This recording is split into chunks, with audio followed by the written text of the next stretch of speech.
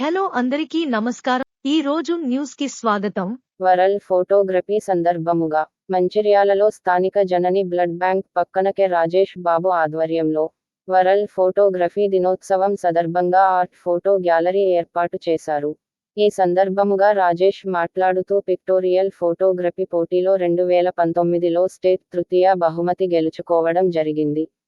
ఎంతో మందిలో ఈ కళ దాగి ఉంది వల్ల పరిస్థితి ప్రభావం మూలముగా వారు ముందుకు రాలేకపోచున్నారు. అలాంటి వారికి ప్రైవేటు లేదా స్వచ్ఛంద సంస్థల ప్రభుత్వాలు చేయూత నివ్వాలని ఆయన అన్నారు. ఈ ఫోటో గ్యాలరీని పలువురు సందర్శించారు.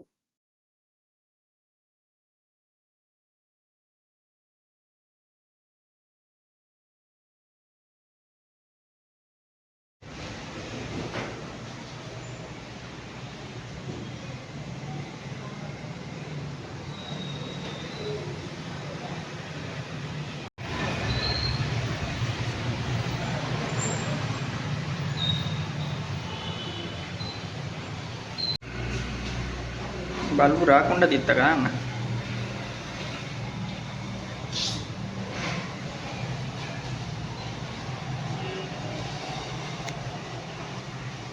టైంకి చుట్టముకే ఉన్నాం.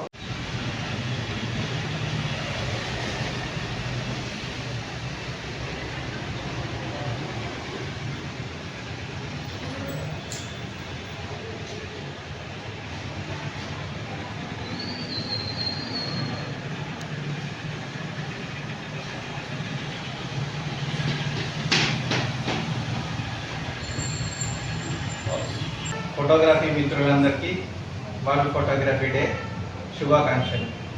వరల్డ్ ఫోటోగ్రఫీ డే సందర్భంగా నేను పర్సనల్గా ఒక ఆర్ట్ ఫోటో గ్యాలరీ ఏర్పాటు చేయడం జరిగింది.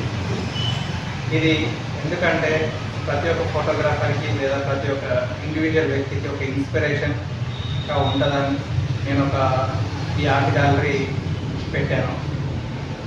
ఫోటో అని అంటే ఓన్లీ క్లిక్ అనిపించేదే కాదు, మొబైల్లో ఇన్ కెమెరా అది మనకి చరిత్ర చెప్తుంది, ఒక భావాలను చెప్తుంది,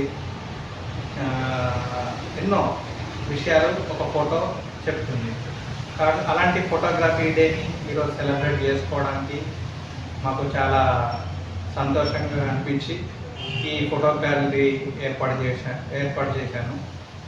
ఇక్కడ చూసినట్టయితే నేను నా హిస్టరీలో అంటే నా లైఫ్లో నేను తిరిగిన ఏరియాని బట్టి అక్కడ దొరికిన ఒక ట్రైబల్ ఏరియా కానీ, ఒక సంస్కృతికి సంబంధించింది కానీ, లేదా ఒక బర్డ్ ఫోటోగ్రఫీ కానీ, లేక భిన్నమైన వేషధారణ ఉన్న ట్రైబల్స్ కానీ, ఇలా తిరిగిన ఏరియాలో ఎక్కడెక్కడైతే నాకు విచిత్రంగా అనిపించినాయో లేకపోతే నాకు కొత్తదనంగా అనిపించిన ఫోటోగ్రఫీస్ని నేను నా కెమెరాలో భద్రపరిచి ఈరోజు మీకు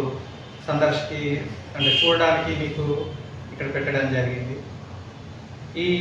ఇలాంటి ఫొటోస్ చూసి ఎవరో ఒకరు నా ద్వారా ఇన్స్పైర్ అయ్యి ఫోటోగ్రఫీని ఇంకా సీరియస్గా తీసుకొని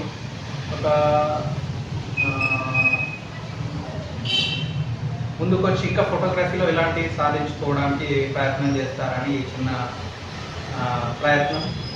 ఫోటోగ్రఫీ అని అంటే జస్ట్ డబ్బులు సంపాదించడానికే కాదు, దాంట్లో పేరు సంపాదించవచ్చు, అవార్డ్స్ సంపాదించవచ్చు. ముఖ్యంగా నాకు అవార్డు తీసుకొచ్చిన ఒక ఫోటో